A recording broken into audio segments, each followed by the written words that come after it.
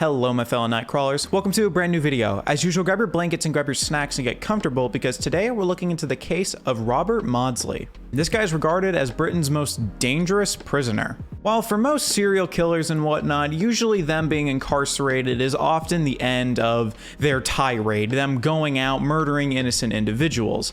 But for Maudsley, that's basically just the beginning for him. Yeah, I'm being serious. 3 victims of the 4 that he had killed were all while in prison. Guy's just on a roll. Because of the fact he has slaughtered 3 of the 4 people while being incarcerated, that definitely, in my opinion, gives him the name most dangerous prisoner. But is Robert Maudsley really this quote-unquote brain-eating, crazed, deranged killer that the media tries to paint him as, or is he not that? Before we hop further into the case though, I would like to take a moment and plug my Patreon. My Patreon has 3 tiers, Knight Sword, Knighted Patreon, and Tormented Knight.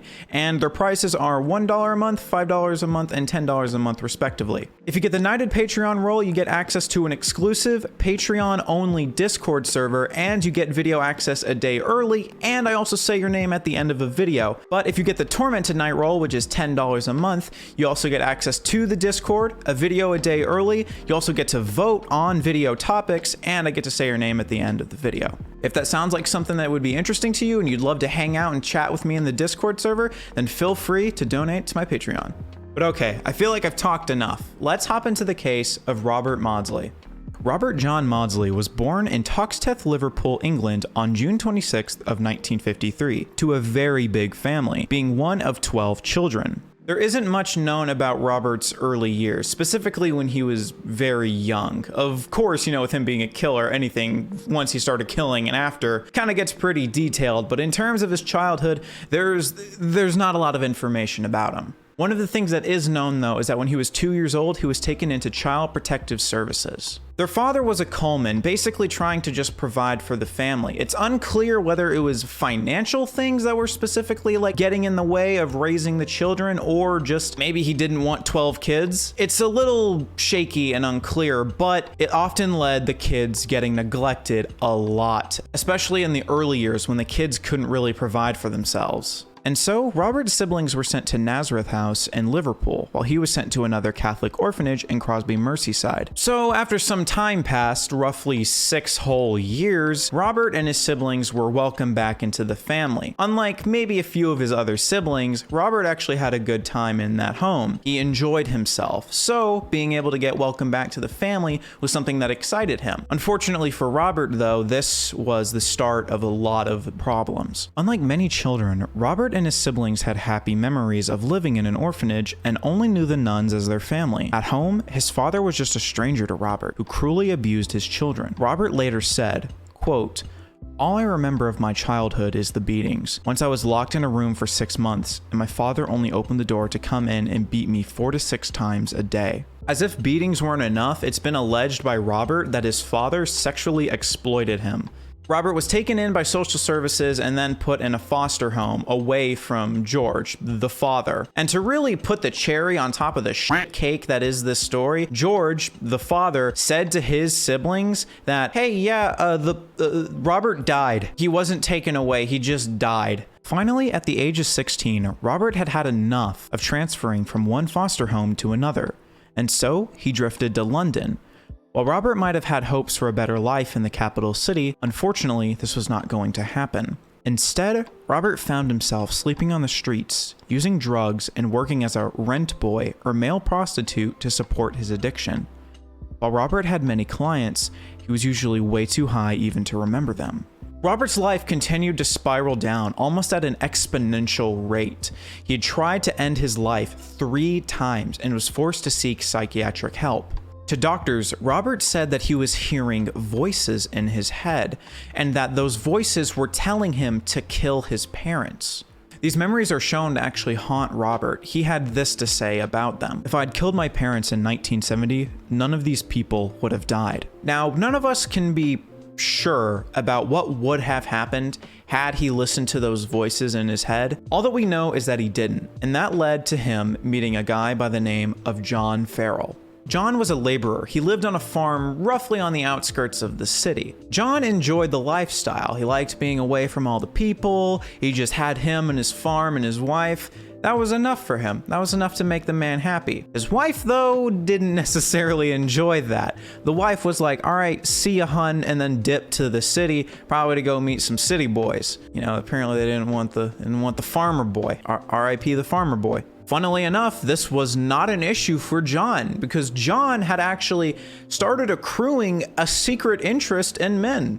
Now that Deborah, or whatever this woman's name was, is out of the way, John could, he could go shopping a bit. He could look around. He was on the market. He's free. While John was looking around for some tail, he ran into 21-year-old Robert Maudsley. John liked Robert a lot. The relationship went on for about 5 to 6 months until John's sexual desires started to really come through.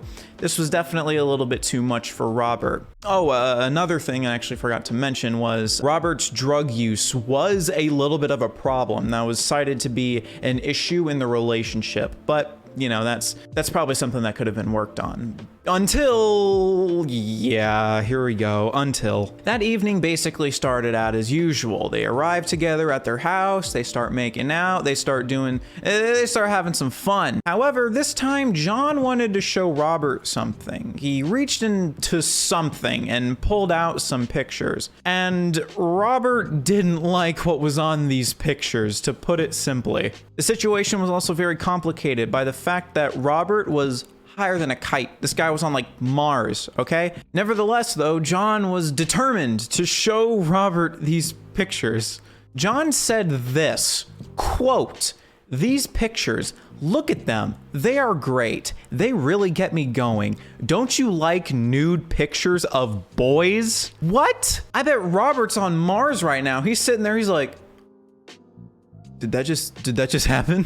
As I stated, though, Robert phasing in and out of reality, being on Mars and on Earth at the same time, he tried his best to make out the pictures that were put in front of him. These pictures were literal boys, young boys, pleasing an adult figure. Let's put it like that. John was very proud of this. He was very proud of these pictures. Robert, on the other hand, was not. While John saw something as just an easy means to get off, Robert saw the pain and suffering on the individuals that were basically at the hands of John. This is the exact same pain that Robert went through when he was a young boy. While Robert was still staring at the images, John smacked Robert across the face and said this to him. "I said, do you fucking hear me, boy?" That slap basically snapped Robert out of his trance. The next thing that John knew is that he was on the bed under Robert, who had quickly wrapped a rope around his neck. And while John is pretty freaky, John thought that this was like, oh snap, now we're getting to the good stuff. Like, okay, this is it now. Sweet. It was until John realized that the rope was getting tighter and tighter and tighter until he legitimately couldn't breathe. That then kicked in his fight or flight, realizing, oh wait, Robert's not trying to get down, he's trying to kill me. And finally, just before passing out, Robert got close to John's face with the rope tightly around his neck and said this. By the way, if you take me out of context for this statement, I'm going to come for you. Robert said, quote, "Was this what you wanted, Daddy?" Again, if you take that out of context, I'm going to come for you. I'm going to go to your house. Never mind. Robert, of course, was soon arrested and then thrown in jail for the murder of John Farrell. However, due to his history of abuse, numerous suicide attempts, reports of him hearing voices, and the overall court evaluation, Robert was unsurprisingly declared unfit to stand trial. And so, he was sentenced to life in the Broadmoor Hospital for the Criminally Insane. However, Robert did not last there for long. Usually being sent to the mental facility or prison basically means the end of the killing for that certain offender. If you remember from the beginning of the video though, this is only the start. In Robert's case, it only took him a few more years to then claim another life. In 1977, he kidnapped and tortured an inmate named David Francis. He was 26 years old and he was a convicted sex offender and abuser. That day, Robert and another inmate by the name of David Cheeseman, yes, you heard that right, dragged their victim into an office, barricaded themselves in, and then tied him down with a wire from a record player. For over 9 hours, yes, you heard me right there, 9 hours. They both took turns torturing this individual. Other prisoners and staff were not able to do anything due to the fact that they barricaded themselves into a room. All that they could do was listen to the screams of this other inmate. And as I mentioned, this wasn't something quick. This was for 9 hours. 9 hours of constant screaming. In all honesty, that kind of reminds me when I used to work at a grocery chain in high school. I just walk in and just constant screaming. Just get me out of here. Constant screaming. Is that too dark of a joke? Is that too bad? I'll check Twitter in an hour. We'll see. Then, just around 8 p.m., the screaming stopped.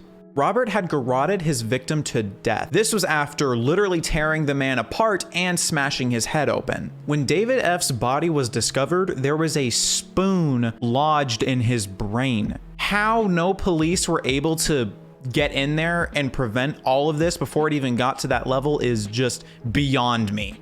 But they couldn't get in there. Somehow, they couldn't. However, the clear thing was that Robert had taken all his traumas from his past and used that rage to hurt a pedophile as much as he possibly could, as he believed it was what the man deserved. Look, I'm not one to usually say that vigilantism or vigilante is you know what I mean. I'm not one to say that like that's justified a lot of the times, but like,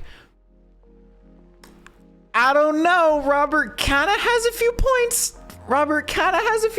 Based Robert, oh God. If this is the video that takes down my career, then well, I guess this is the one that does it.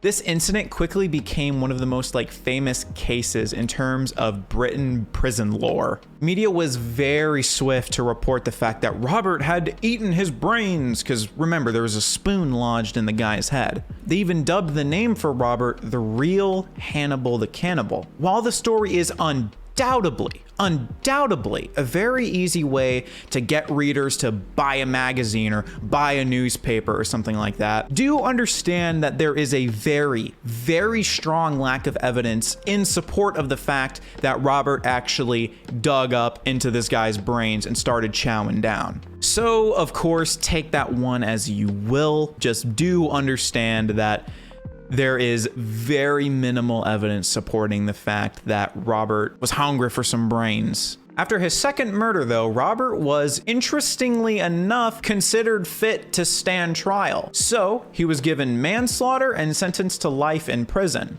As a result, Robert could not stay in the Broadmoor Hospital, even though he wanted to. And so he was transferred to Wakefield High Security Prison for dangerous offenders and those with a high probability of escape. Regular prison did not sit right for Robert. He wanted to find some way to get sent back to the Broadmoor Hospital. So in his head, he thought the best way to get back to the Broadmoor Hospital was to kill as many inmates as possible, so that way he was deemed insane. So on the morning of July 28th of 1978, Robert had waited for an inmate to walk into his cell. On the morning hours of July 28th of 1978, Robert waited behind his cell door with a handcrafted knife. The knife was made from a canteen soup spoon. This guy made a shiv out of a spoon. We've seen a very strong pattern in Robert's killings. He specifically wants to target people that abuse children.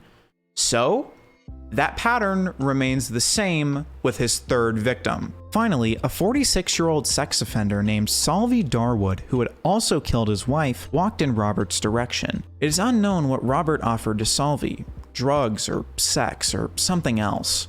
Whatever it was, Robert got his victim to agree to come inside the cell. As soon as Solvey set foot into that cell, Robert went beast mode. He went ape mode. Robert jumped on his back, pinned him to the floor, and immediately began stabbing him in the back, neck, and the head. Solvey did not have a chance to fight back at all, and slowly began to just lay in a ever-growing pool of his own blood. To make sure that his victim was really dead, Robert got on his knees and started stabbing anywhere at the face region, neck, face, eyes, head. He wanted to make sure that there was nothing, not a peep, coming out of this guy. Even that wasn't enough for Robert. To really make sure that this guy was dead, he got a thing of string, wrapped it around his neck, and held it tight for 7 or so minutes. Definitely overkill, but in Robert's head, this made sense. He needed to do these things so that way he could go back to Broadmoor Hospital. On top of this, it was also sort of making up for a loss for not having the opportunity to kill his own parents. So in his head, this was all justified to him. After he was done viciously murdering Salvi, he just decided to, clean up the place. Made sure that the floor looked good, rolled the body under his bed, and then went out to the courtyard, as if he didn't just murder someone. Okay. From there, Robert discovered his next victim, 56-year-old child molester William Roberts. This fit Robert's criteria perfectly. So when William was lying in his bed having a nice nap in his cell, Robert decided to take it upon himself and murder him while he slept. Robert basically got in there, raised the knife, and in a very similar fashion killed him the way that he also killed Salvi. He stabbed him a bunch of times in his back, aimed at his neck, aimed at his head, but obviously this understandably woke up William. In puzzled shock and confusion, he turns up, looks at Robert and says, "What the hell are you doing?" Robert didn't answer. He smiled and continued to keep stabbing, aimed at his chest, his arm, his neck, his face. Anything that could cause damage, Robert was hitting off all of the points. William, of course, went limp and probably died there, but of course for Robert, that's not enough. He needs to go above and beyond. Robert then, I kid you not, grabbed William's face and started slamming it against the wall, just until it was just blood, skull cracking, brains oozing, just disgusting stuff. When Robert finally stopped, there were over 40 stab wounds and an unrecognizable face. Finally, when Robert was satisfied with his work, he pocketed the knife and walked over to the guard's main office area and said, "It looks like you're gonna be short 2 people on roll call." Tell me that is not the, look, I know this guy killed people, I get it, but tell me that's not the most Chad thing to do after you murder 2 child molesters. Just Chadley pockets the knife, walks over to the office. "Yeah, you guys are gonna be short 2 on roll call." This is gonna be the video that really throws away my career. I'm so sorry, y'all. When the bodies of his victims were discovered, Robert swiftly was placed in solitary confinement and arrested. After his second trial, Robert was convicted of the double murder and sentenced to 2 more life terms, but in prison, not in a hospital as he had hoped. However, he was sent to Parkhurst Prison, where he was able to work with the prison psychiatrist. It was actually believed Robert made significant progress controlling his anger and depression. Unfortunately, all things come to an end, and so Robert was suddenly sent back to Wakefield Prison. There in 1983, prison officials basically concluded that, yeah, Robert can't be around people. Robert, no dude, after that last incident, you're done. We gotta take care of you. Instead of a standard normal cell, Robert is placed in what is known as the glass cage. It looks a lot like Silence of the Lambs, where Hannibal Lecter resides. Robert remains in his cell for 23 hours a day. During his daily hour of exercise, he is escorted to the yard by 6 prison officers who do not speak with him. Robert has said his lack of meaningful human contact has been incredibly difficult for him. Quote, "All I have to look forward to is a further mental breakdown and possible suicide. I think that authorities hope for. That way, the problem of Robert John Maudsley can be easily and swiftly resolved." Today, at the age of 68 years old, at the time of recording this, Robert Maudsley remains as one of the longest standing people that have been in the British prison system. He has spent almost 70% of his life behind bars. One can say Robert's story is more tragic than evil, a model example of how an individual can disappear in an uncaring and unsympathetic prison system that virtually denies their treatment and does nothing to assist in their rehabilitation. As Robert said, quote, "It does not matter to them whether I am mad or bad. They do not know the answer, and they do not care, just as long as I am kept out of sight and out of mind. This brings us to the end of Robert Maudsley's story. So what were your thoughts on this case, ladies and gentlemen? Feel free to let me know in the comments. Before we hop in the end segment, though, I would like to thank my Knighted Patreons and my Tormented Knights. For my Tormented Knights, we got Bunny, Levi, Pickle Rick, Styx, Will. For my Knighted Patrons, we got Cherisy, Emma, K. Duckworth, Kira, Lucas, Monkey Cool, Shizen, Steffi Muse, Timo, and TD Darklight. Thank you guys so much. Your support genuinely does mean so much to me. It really helps me out. Thank you all. But anyway, ladies and gentlemen, if you enjoyed the video, why not like and subscribe? It definitely helps me out. If you didn't, why not dislike and let me know what I can improve on for next time. But anyway, ladies and gentlemen, I will see y'all in the next one.